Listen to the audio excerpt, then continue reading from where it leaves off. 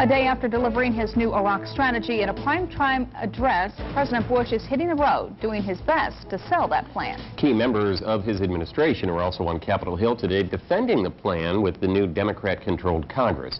Aline Sergani is in Washington now with the reaction. President Bush hits the road today, visiting Fort Benning in Georgia to promote the new way forward in Iraq that he outlined in a speech to the nation last night. The centerpiece of the president's plan, sending more than 21,000 fresh troops into Iraq. He's also ready to pump more than $1 billion into reconstruction programs. The president admitted mistakes were made, but he warns this strategy won't lead to immediate results. Even if our new strategy works exactly as planned, deadly acts of violence will continue, and we must expect more Iraqi and American casualties. As President Bush headed to Fort Benning, 3 of his top advisors were called to Capitol Hill for congressional hearings about the new way forward. Secretary of State Condoleezza Rice, Defense Secretary Robert Gates, and Joint Chiefs Chairman Peter Pace are ready to defend their boss and his call for a troop surge. It's viewed as a temporary surge, but I think no one has a really clear idea of how long that might be. Gates also recommended that President Bush authorize expanding the size of the military, adding some 92,000 new soldiers and Marines over the next 5 years. But with Democrats in charge of Congress, the president's plan faces challenges. I believe the president's strategy is not a solution. Secretary Rice, I believe it's a tragic mistake. Still, the Democrats' options are limited. They are discussing a non-binding resolution expressing disapproval for the plan or attaching a list of conditions to the bill that would fund the troop surge. Aline Sergani, CBS News, Washington. And for more CBS News poll results, tune into tonight's CBS Evening News with Katie Couric.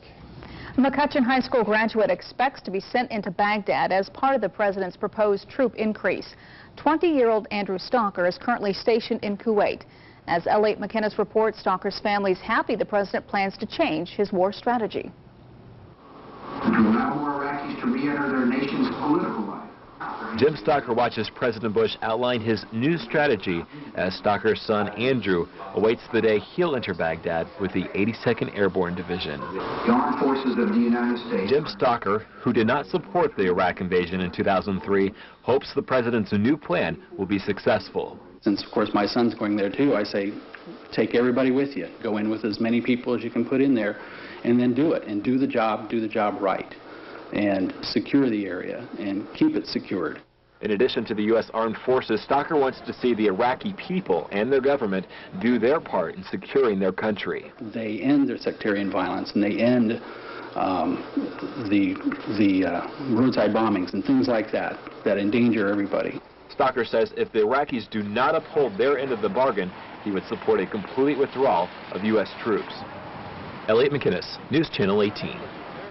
Andrew Stalker told his parents he expects to move into Baghdad in the next 10 days.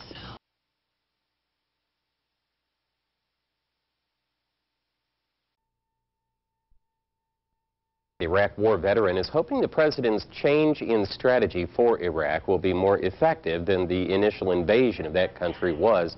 Elliot McInnes spoke with the soldier today. Elliot, what does he think about the president's plan? Richie Balser served in Iraq with the 209th Quartermaster Company. He says the president's change in strategy is the best thing he has done in the past 2 years.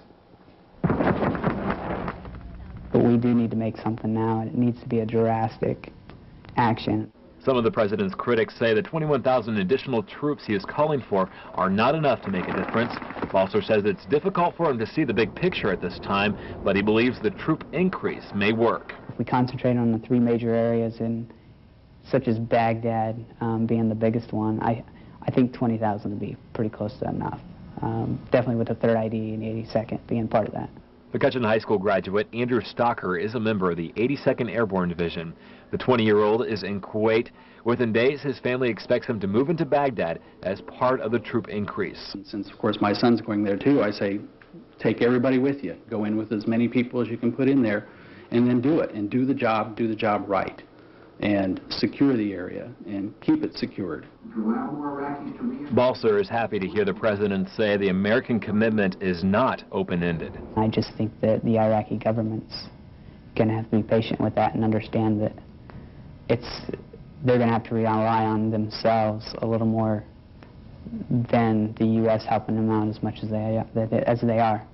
Jim Stalker says he does not have much faith in the Iraqis because of the time it has taken to train Iraqi soldiers. They've taken my son out of civilian life and made him a top-notch soldier in a year's time. Why couldn't they do that with the Iraqi soldiers? Stalker says if the Iraqi people and their government do not do their part, he says American troops should withdraw immediately. Balser says it will take some time to see whether the president's new strategy will be successful. He says he hopes it won't take as long as it did to realize the need for the latest change in strategy. Elliot McInnes in the newsroom. Thanks, Elliot.